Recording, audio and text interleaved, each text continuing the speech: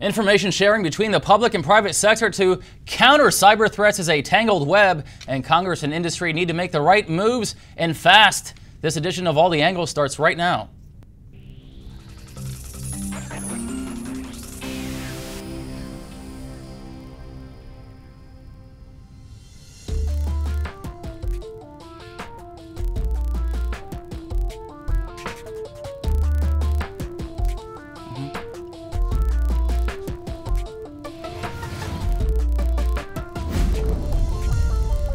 It's a unique and seldom occurrence on Capitol Hill when both sides of the often partisan fence of legislators, regulators, and Washingtonians all have a legitimate argument. For those of you living under the proverbial rock over the last few months, when we started this debate over privacy rights with the SOPA and PIPA initiatives, and now upon the recent passing of the Ruppersberger-Rogers-CISPA bill, that in the House, and the impending competing Senate bills on cybersecurity, there is no shortage of opinions on information sharing and privacy. So how do we balance the fundamental rights of internet users, not to mention our constitutional rights to privacy, with a looming and nascent war against cyber threats on our critical infrastructures that supply the necessities in life like clean water, electricity, and our own security?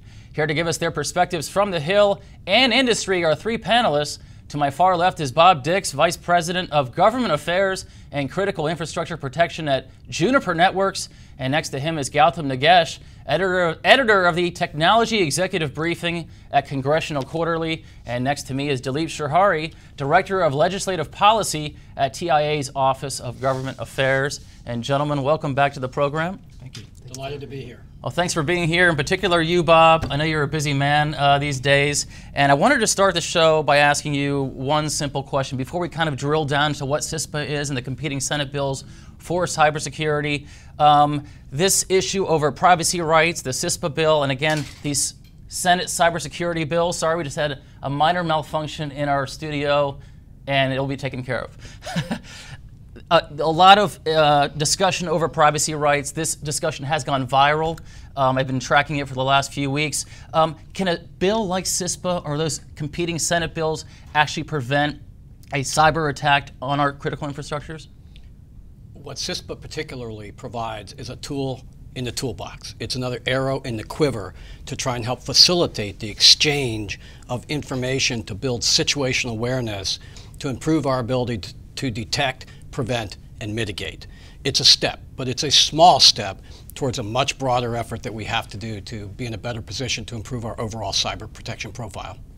Gautam, big hubbub over privacy rights, but again, can these bills really prevent such an attack? Well, my understanding is that these bills go a long way towards preventing some of the more basic types of attacks, but there's still a long ways to go in terms of preventing the threat from some more advanced threats like state-sponsored attacks. Dilip? Well, I think, let's not understate that CISPA does accomplish a lot of good things. Right now, there are significant problems that would prevent the federal government from sharing certain types of intelligence information with the private sector.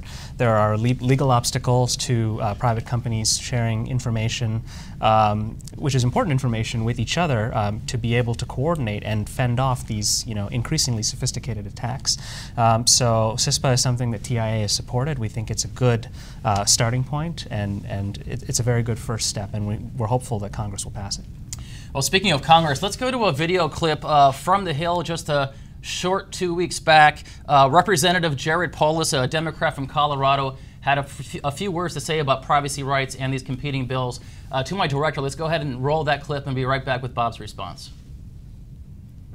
Now, we all agree on both sides of the aisle, Americans in general, that cybersecurity is an important issue that needs to be addressed. That's why it's critical that we get information sharing correct. This bill in its current form before us is an unprecedented, sweeping piece of legislation that would waive every single privacy law ever enacted in the name of cybersecurity. Now, Bob, is it possible that there's a lack of education out there in the public about how this information is being transferred from the private sector to the public and back to the private from the federal government? Could that be the case? Absolutely, that's the case. And some of the Washington rhetoric is contributing to some of the misinformation. I would respectfully disagree with the characterization that was just presented to the audience here today.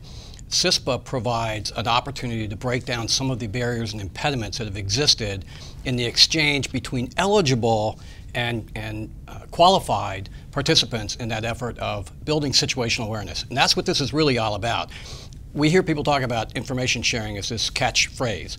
What we're really trying to do is improve our ability to build real-time or near real-time situational awareness so that we can deliver appropriate alerts and warnings and protective measures to improve our ability to detect, prevent, and mitigate, rather than where we spend a lot of our energy today is in the response and recovery mode. Now, Gautam, one component of CISPA is that the information sharing from the private to the public sector is strictly voluntary. Is that an absolute, by the way, or is there a gray area there? My understanding is that the providing information on the private sector firms is completely voluntary. They won't be compelled to give up any information. Where the concern comes from by privacy advocates and some other people is how the government is going to use that information once it's shared. Will it only be used to develop situational awareness, as Bob refers to, or are they going to use it to, say, prosecute people for other crimes, or check into anti-terrorism investigations, what have you? So that's the real concern there. I don't think there's too much concern about the companies being forced to give up the information. But can I just add one little piece to this too? Is I think there's some misconception about when we talk about exchange of information, what that means. That doesn't mean personally identifiable information. What we're looking for is to identify patterns and trends of malicious or abnormal behavior on the networks that may signal that something bad is going on. And by having the ability to share that, correlate it, and analyze it, it gives us an opportunity to get on the front side of that.